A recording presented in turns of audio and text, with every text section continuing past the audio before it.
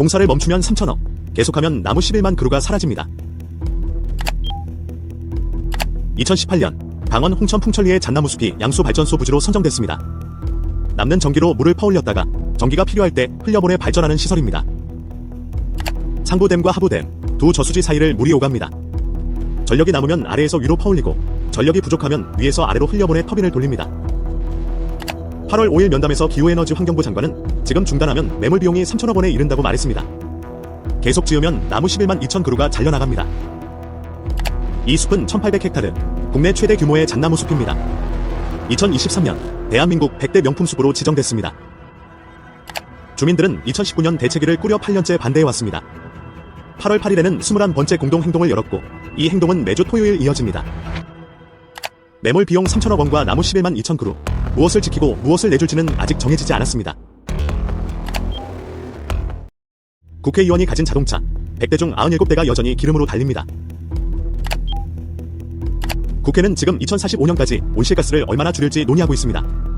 정부가 내세운 핵심 수단은 내연 기관차를 전기, 수소차로 바꾸는 것, 그 전환을 법으로 결정하는 국회의원들의 차는 어떨까요? 정보공개센터가 국회의원 299명의 재산공개 자료를 전부 살펴봤습니다. 본인명의 차량이 확인된 의원은 166명, 나머지 133명은 차가 없었습니다. 확인된 자동차는 모두 221건, 이 중 214건, 96.8%가 내연기관이었습니다. 무공해차는 7건, 3.2%. 국내 무공해차 등록 비율 4.3%에도 못 미치는 수치입니다. 소유가 아닌 국회 출입을 위해 등록한 차량도 봤습니다. 293대 중 273대, 93.2%가 내연기관이었습니다. 반면 같은 시기 전환 의무가 있는 공공기관은 새로 산 차량의 94.6%를 무공해차로 채웠습니다. 자동차 한 대로 의원 개개인을 평가할 수는 없습니다. 하지만 온실가스 감축을 결정하는 사람들의 선택도 그 정책이 향하는 방향과 함께 가야 하지 않을까요? 고양이 한 마리가 세안종을 멸종시켰다. 130년 넘게 퍼진 이 이야기, 사실은 좀 다릅니다. 그리고 지금 마라도에서 똑같은 일이 되풀이되고 있습니다.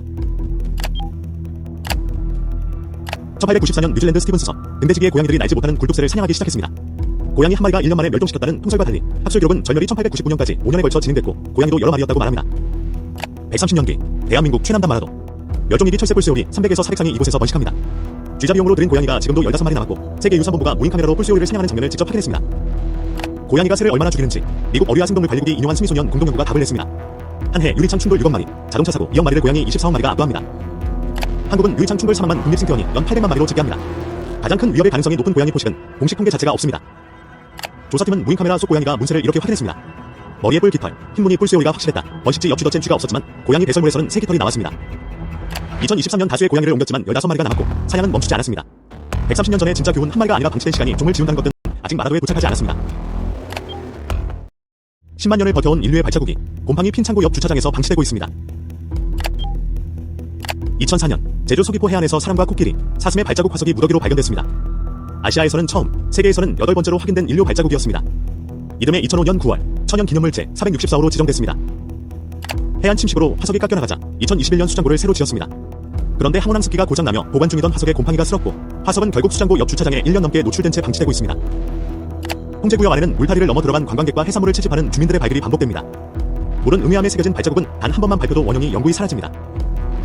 관리 인력의 근무 시간은 오전 9시부터 오후 6시까지.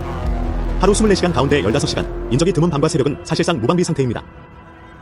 다들 들어가길래 따라 들어갔다 한 관광객의 말처럼 홍제는 이미 흉심만 남았습니다. 세계유산본부는 지난해 영구용역으로 전시, 교육복합센터 조성안까지 마련해뒀지만 화석은 그 사이에도 주차장에 그대로 남아있습니다.